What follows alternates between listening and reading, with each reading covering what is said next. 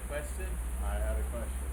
I still have a question. What's your question? The question is, so when people begin to wake up, when they start to see that these large corporations are looking to control and manipulate them, like BlackRock, like Vanguard, like Walmart, these companies are not for the individual. They're for making money and profit. When when an individual sees that, and probably with seeing that, they start to see some of their own power. What are ways of being? What are action steps that those people can take? First of all, so they're not contributing to these large corporations.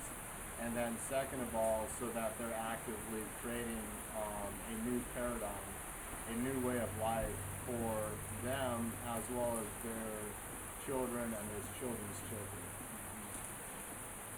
Good question, and I feel that every individual is in such a unique setting that really one needs to connect with Source, connect with God,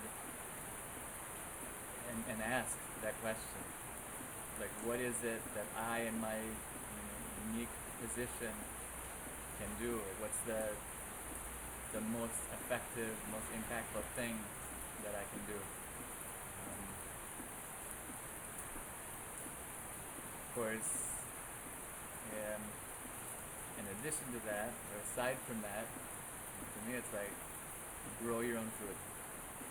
Like how can you satisfy the most fundamental needs of your family? And so, for many people, like if you live in the city and you need to be in the city and feel called to stay in the city, like okay, see what you can do there to be part of community gardens, growing hydroponics or rooftop gardening, growing spirulina in the little aquarium. Like, you can provide a lot of nutrition for your family by a very small space. And if you have the ability to get out of the city and live on a homestead and grow forest gardens and or have animals, like make a big change. If you're able to make a big change and you realize that there's so much of the way you're living that isn't for the well-being of your family and your future, make the biggest and boldest changes that that spirit guides you to make, now and forever. And you actually are teaching people, or are you in the process of teaching people on how to create their own economy and to do exactly what you just spoke of? So yeah, I've been supporting people for really 20 years in this in small ways. More recently, the last couple of years, professionally through the permaculture services that's on the Regenesis page. Link in the description. And now we're revamping this and embracing and using technology in the ways that we can for the betterment of the planet and humanity. Working with Regeneration Nation and the Permavita organization to create online courses, but more coaching and membership, like to really be able to support people like you virtually in that transition period, with economic guidance, with practical plants and health information, psychology as well, and yeah, within the next 3-4 months, so we'll say by the end of November 2023, we're gonna have a launch of our coaching packages and memberships, so that we can share in this journey and more effectively, more joyfully, more gracefully get the results, get the success with ease and grace and less struggle and setbacks. So, Heaven, yes. And every single person that's sitting here, like if you're watching this video and you're living in the city, or if any of this sounds inviting, feel free to reach out to any one of us.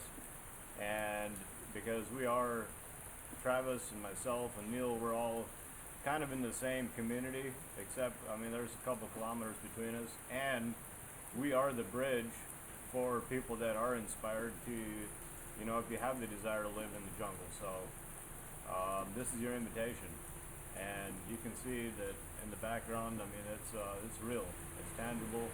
We're doing it, so just wanted to put that out there for you.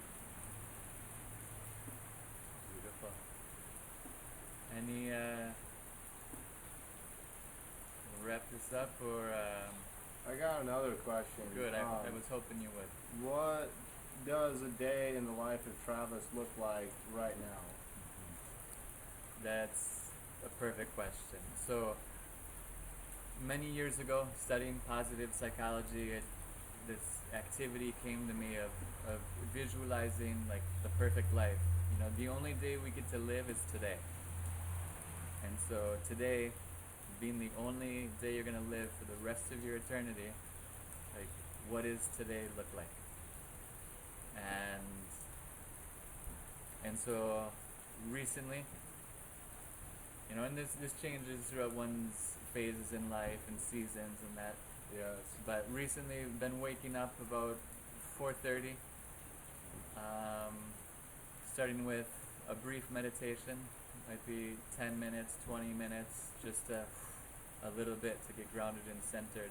You know, in the past I would do longer meditations, and I like an exercise, like, you know, just a little bit can go a really long way. So getting into that centered space, being open and clear for guidance.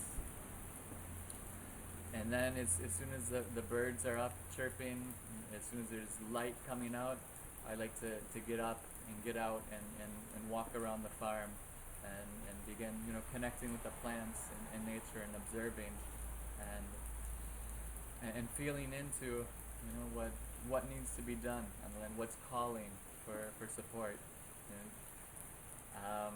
And there might be plans and the day might already be structured and we might know what we're going to do, but also like then to know what we're going to do next week or in the coming days. Then at 6 a.m. start with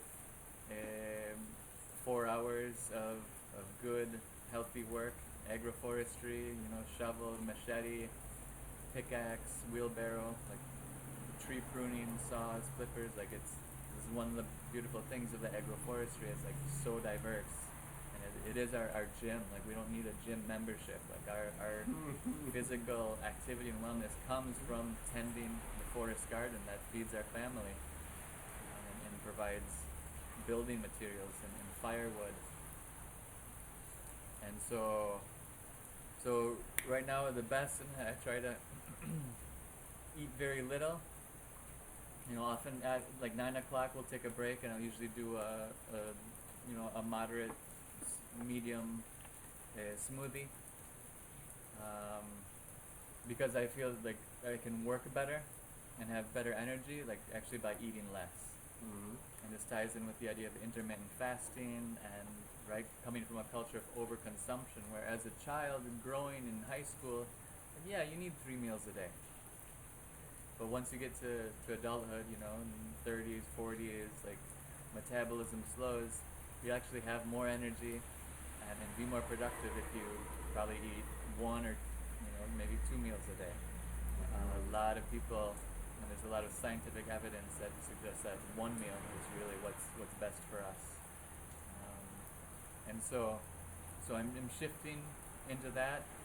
As well, lunch, I try to do a very small lunch, maybe even just another smoothie. Again, depends. Like right now I'm preparing my own food, but it's better for me to be in a village where like there's a meal provided, and regardless try to keep it small, because if I eat a larger meal like midday, like it just slows down everything. And so prefer to like around 3 or 4 like have a more substantial meal, and then work up until 2 p.m. It is the physical work. And then in the afternoon, there's some variation, but in the afternoon try to do music, art, and or, let's see, computer stuff.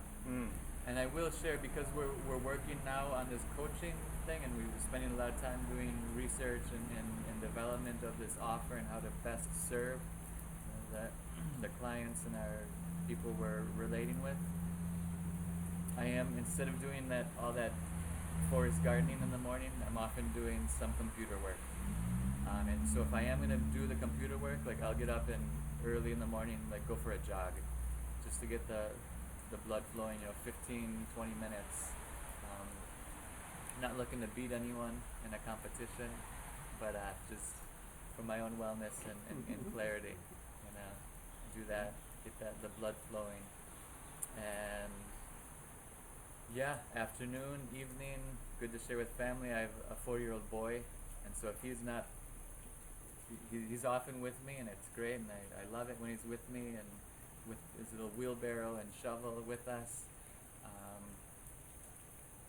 And if I don't spend much time with him in the morning, hope to spend time with him in the afternoon, running around, kicking a ball,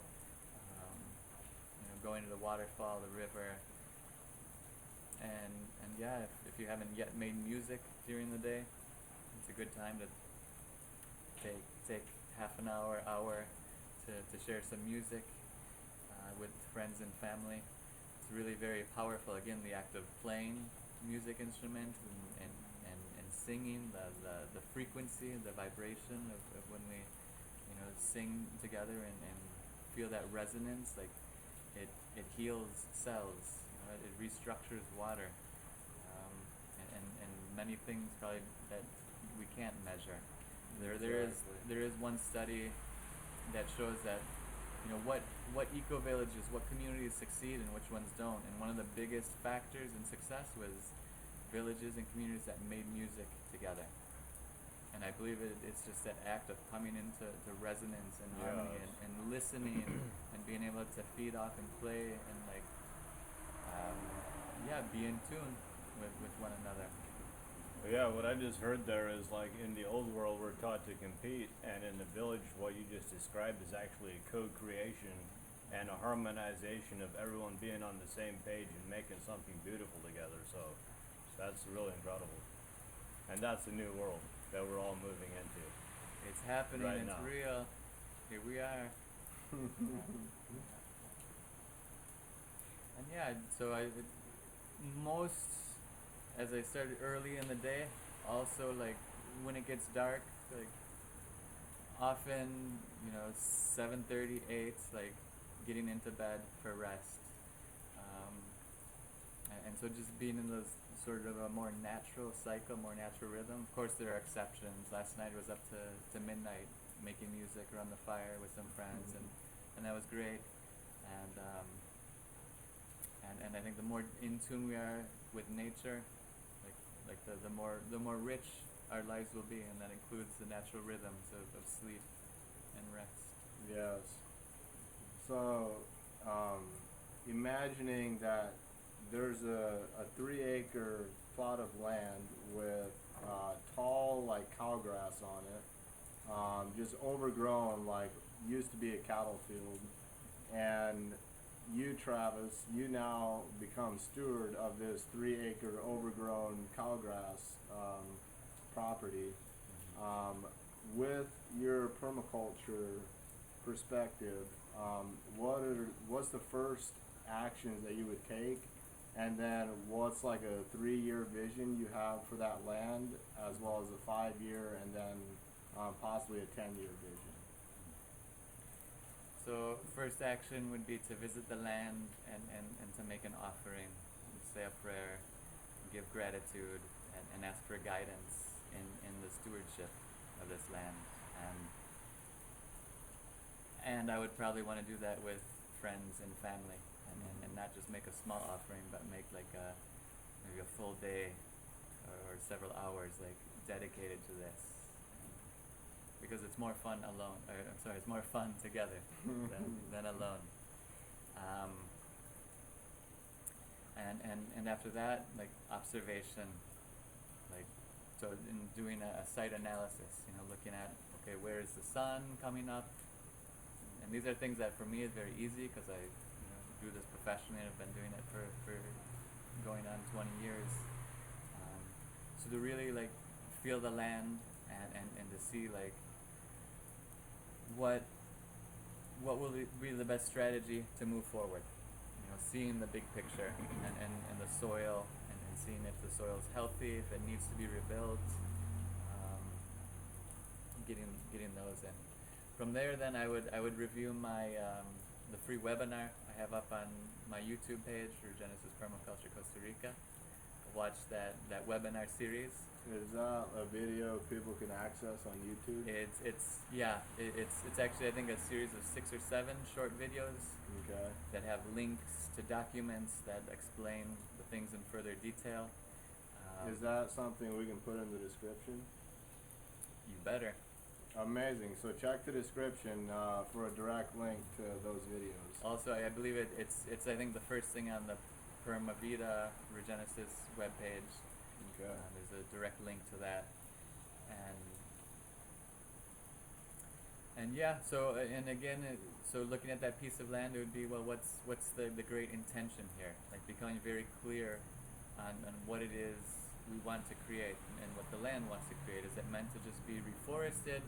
Is it meant to be integrated with livestock, with sheep as well? You know, water buffalo in a rotational system. Is it a place that we want to build a village or a school or an art center for children? So being very clear on those sort of things before, you know, just getting the nose down. Like it's really important to do the hands and the sweat, you know, and working on the land, and as well to integrate the big picture and the listening and observing. But you said this land was 3 acres. You know, if we dedicate this and work to food production, this land could easily support 20 people to live well for countless generations into the future. That's counterintuitive to me. It feels like 6 people max on like a 3-acre property. Wow, that's way more than I would have spoken to. So there's a lot that goes into that, and you know, the more we work and are present with the land, like the more we can actually get out of it. Like the more layers in the food forest, the more intensively we can connect, because we're working with the turmeric and the ginger at the ground, and the gotu kola even below that, running this great medicinal herb that thrives here. And then the black pepper and vanilla that we might actually not consume that much of, but we might sell it and trade with other local organic producers, or buy, you know, miso from Japan, or you know, there's a whole realm of things. And as well, a big factor in this I like to mention is like the coconuts and the coconut water that is going to be a big part of what we eat.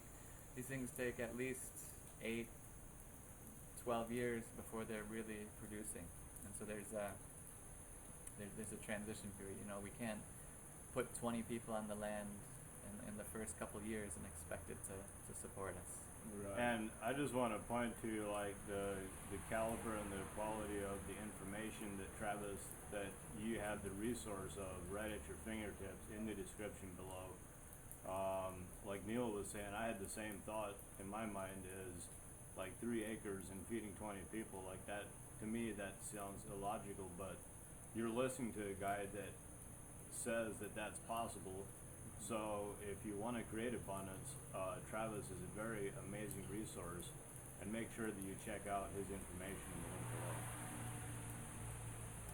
And yeah, I can give you a money back guarantee if you do this, if you take the homestead journey and you stick with it for several years, and if it doesn't improve the quality of your life, it's impossible. Your life will surely be better if you take on the homestead adventure. So I feel complete. Do you have any other questions you want to ask Dennis? I don't. I just highly recommend connect with Travis or Neil or myself, and that's all I have. Do you have something you want to speak to, Travis? Yeah, I would, just echo again the, making the leap.